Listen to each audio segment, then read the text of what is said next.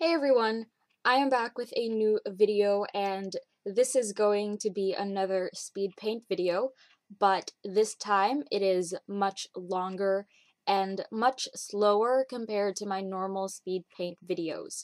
I actually only sped up the video 3 times its normal speed. Usually I would speed it up 10 to 12 times the normal speed, sometimes even 16 times, depending on the length of the video footage. So, the reason why I wanted to do this kind of format for the video is because I have been watching a lot of real-time videos on YouTube and I really enjoy them.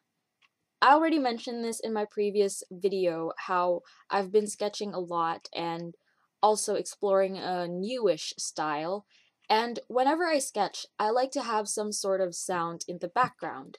So I would either rewatch TV shows or movies, sometimes YouTube videos, but recently I've gotten into watching draw with me chatty videos and real-time videos and old live stream videos here on YouTube. I don't know, but I just find it relaxing and also entertaining to actually watch and listen to those videos. I mean, you kind of get two things in one. You get to listen to the process of the artist, so you end up learning some cool tips or techniques, and pair that with awesome visuals where you get to see their artwork come to life on screen. I find it inspirational, and it also motivates me to just grab a pen and start drawing as well. So that's what I've been up to. It's a bit ironic that I'm sketching a lot, but I haven't really been uploading any videos on YouTube, and it's already been 2 weeks, but the reason for that is because I had 3 assessments in the last 2 weeks, and 2 of them took ages to actually complete and in a standard that I was happy with. So I had to focus on those, and I didn't have much time to edit some videos or even set up my camera to record sketchbook videos. Kind of wishing that I'd have a camera with me everywhere and it'll just record automatically once I start drawing, but that's obviously not the case. So yeah, for this video, it was originally intended to be a real-time video, and I even recorded it in that kind of format where I was talking whilst I was drawing. But it didn't work out so well since I would say something and not even finish the sentence, or I would lose that train of thought.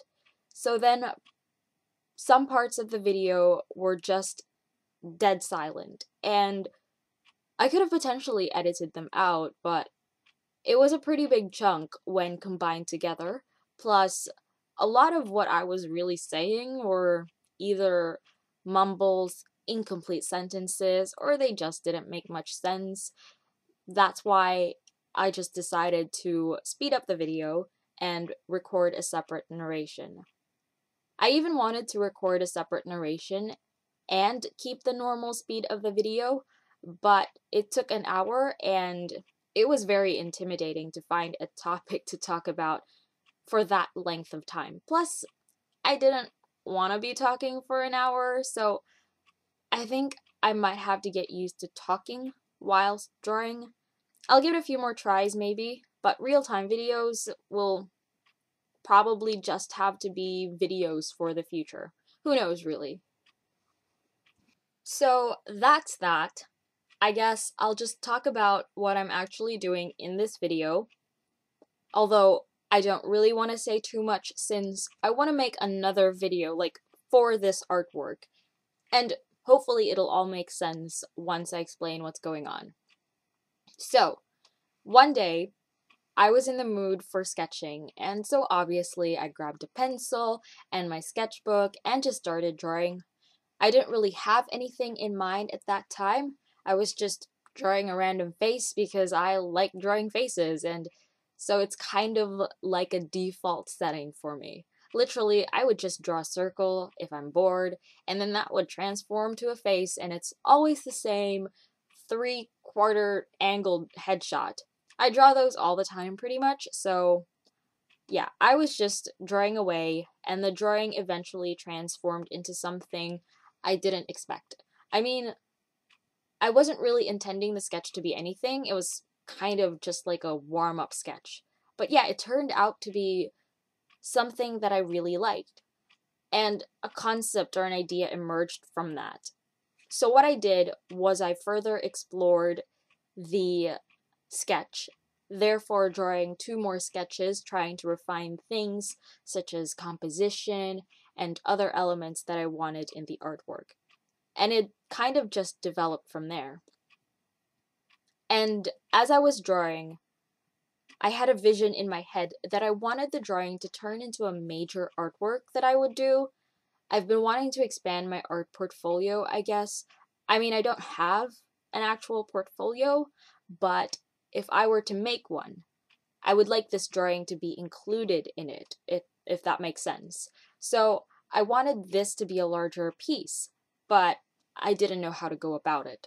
For one, I didn't know whether to stick to the style I've been using for my fashion illustrations, or if I were to use the style that I'm exploring now, and whether it would actually work as a larger artwork. I haven't thought of the size yet. I want it to be bigger than A5 for sure, since I do a lot of my artworks on A5 already, and I just want to do something different. But then it's been a while since I've done larger artworks, and I usually used acrylic paint whenever I did larger pieces, but I don't really want to use acrylic. I want to use either watercolors, colored pencils, or Copic markers. And that's the thing, I don't think I can really achieve larger artworks with Copic markers because that would require a lot of ink. I mean, I can probably do A4 at most with Copics. Anyway, so like I said, I was unsure how I would really transform the sketch into the final illustration, and so that's why I'm doing this drawing right now, which I'm just going to call an experimental drawing. I think there's a proper term for this since the process that I am using for this artwork is very similar to the process I used back in high school when I did studio arts. I just forget what my art teacher called it back then. Anyway, so the purpose of this drawing is to test out the style that I wanted to use, as well as the coloring process, and whether it would convey what I wanted to bring across to the audience with this piece. Eventually, I will do one or a few more experimental drawings to test out other mediums such as watercolor, but I haven't decided yet on what other mediums I might want to use. I've got quite a few art materials already at hand, and I've been itching to use them as well, so I might try out soft pastels or oil pastels, although I don't really like oil pastels that much. I might also try gouache, and if I'm up for it, maybe try painting this with acrylic paints. That's, of course, if I am up for it. I'm not really sure when it's going to happen, these experimental drawings, but that's the current plan. We'll see what happens, and that's why I don't want to really explain the piece or at least elaborate on it because I've got future plans for it. Fingers crossed that it happens. With that said, I am actually thinking of taking a break from fashion illustrations. This is only a thought that came to me yesterday, so I haven't really given it much thought yet. But I have been mentioning that I want to expand outside fashion illustration, and with where I am at the moment, I'm really happy and enjoying this new direction that my art and style are going. Of course, when I thought of expanding my art, I was thinking of doing things like this along with fashion illustrations. But for now, I really want to see where this style development might take me, and I have taken a break from drawing fashion illustrations for the past month or two, so I don't want to have to force myself to make something that I have no motivation for. Like I said, this is only a new thought. I might end up deciding later that I will continue fashion illustration and even incorporate this new style to it. It's just that I really don't want to force myself to do anything or else it sucks the fun out of it. And that's been happening since June. I really had to force myself to draw, even though I wasn't feeling it, and there was no motivation or energy. And so I'm not entirely happy with the outcome of the drawings. I mean, they are decent, I tried my best, but even so, I know that I could have done better. So, anyway, I will continue to upload the fashion illustrations that I did end up filming, but once I've uploaded all of them, then I'm not so sure if I will make more or what. It's just confusing at the moment, but like I said, it's only a thought. I haven't really decided what I'm going to do yet, but like a heads up in case. And yeah, that's kind of like an update about what I'm thinking of doing in my channel. Once again, it's not 100% certain yet. I still need to really ponder on this because incorporating this style into fashion illustrations would be pretty cool. But the only thing I fear about it is that it would look more cartoony than high fashion, and that's not such a bad thing. I've seen other artists pull it off with fashion illustrations, but sometimes I feel like, what if I just use a different style for fashion illustrations anyway? Like, that can be a thing where I have different styles for different purposes. The same thing with singers. They use different styles of singing for different genres of songs. Yeah, I could totally do that. And so many things in my head, but like I said, I still need to figure this out. Anyway, I could briefly talk about the process of coloring this illustration. So, I did mention that I wanted to try out the new style I'm exploring, and just recently, like a few days ago, I've combined the inking style with the coloring style that I used for my illustration titled Waiting. I do have a video on it if you want to check it out. That video got such an overwhelming positive response, and I honestly did not expect it. It was also a spontaneous drawing. Like, literally, I sketched and inked and colored on the same paper, and it was supposed to be kind of like a fill-in video since I didn't get to edit a fashion illustration video that week. So when I received all those positive feedbacks, it just really warmed my heart. I couldn't believe it. So it made me nostalgic about high school and studio arts and using that technique for my finals project. And I made a mental reminder that I would explore that coloring style once again in the future, and now seemed like the perfect opportunity to revisit the coloring technique. So I combined the line art style with the coloring style, and what I did was first color with the Copic markers to lay down the base, and then I go in and add more shading using the colored pencils. The materials I am using are in the description box, by the way, if you are wondering about what I used in this drawing. So I don't want to completely elaborate about the coloring process because it's still experimental and it'll most likely change. But right now, the way that I am using the colors is the same way that I would use a conventional shading color. For example, if I was to shade the skin, I would use a brown pencil to add depth, but instead of using a brown pencil, I use four main colors: purple, blue, pink, and yellow.